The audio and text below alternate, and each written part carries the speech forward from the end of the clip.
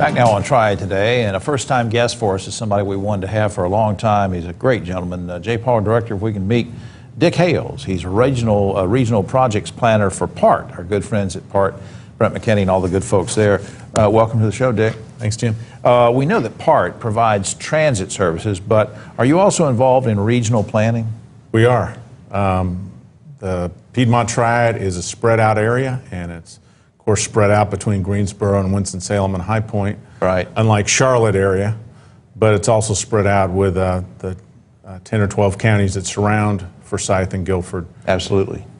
And now, what the Sustainable Communities Project we've been talking about for a few months, I want to get your take on it. How do you describe that to somebody? We're really trying to find tools for communities in the region to be able to strengthen their jobs, their housing, their transportation, their health. We're not trying to be another layer of government. We're trying to provide tools and talk to folks about what are some of the best practices other communities and regions are using around the country. You see the same kind of problems in all of our towns, large and small. Right. The vacant textile mill and tobacco warehouse and furniture shop.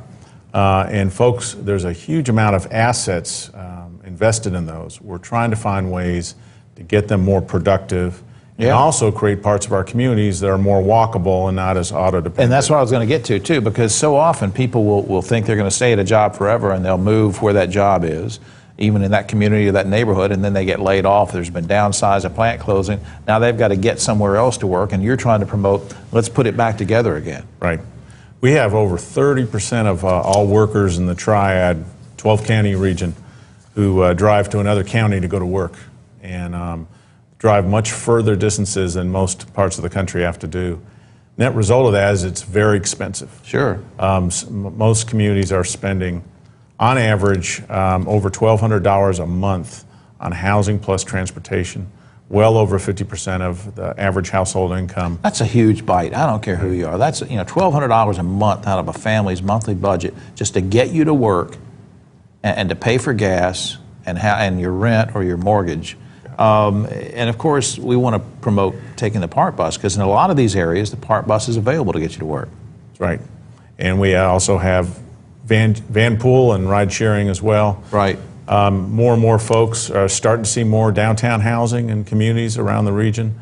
And it's because particularly younger folks and retirees are prefer an option where they can walk around, they can walk to the park and the store, and of course, ideally walk to a bus stop to get to work. Right. And not have to have as many car payments. You have something called a Livability Summit, and that's coming up on October 25th. Tell me about that. It's a summit that we've been doing in conjunction with our Sustainable Communities Project for the last 3 years. Last year, the governor came out for our summit. Year before that, we had the U.S. Transportation Secretary. Ray LaHood. That's right. This is a Livability Summit, trying to focus more on some of the good things going on in the region, kind of a best how-to and best practices. We're having it on Thursday morning, October 25th. Starts around 7:30. It'll be all done by noon. Right. We'll have a graphic up on screen. It's at Old Salem Visitor Center, right? Right. And to register, the general part number is 662-0002. And I might as well, while we're giving information out, I want to give a couple of websites. partnc.org, of course, is a general website for PART. But this one, triadsustainability.org, is good for many reasons, including you can see some maps and charts and things that will tell you the kind of progress and the vision that Dick and other folks have for where we need to head and in what direction. And of course, when you talk about a livability summit, that could be everything from people talking to each other over lunch about green buildings all the way to trolley cars to bicycle riding, right? A lot of our business community also is very focused on more livability and sustainability. It's bottom line, saving energy on transportation, on running their facilities and so on. A lot of people are increasingly focused on it. 70,000 new jobs in the last 20 years in this region from higher education and healthcare.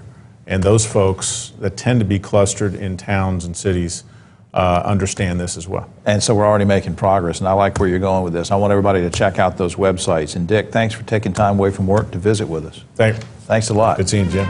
We'll be right back after this.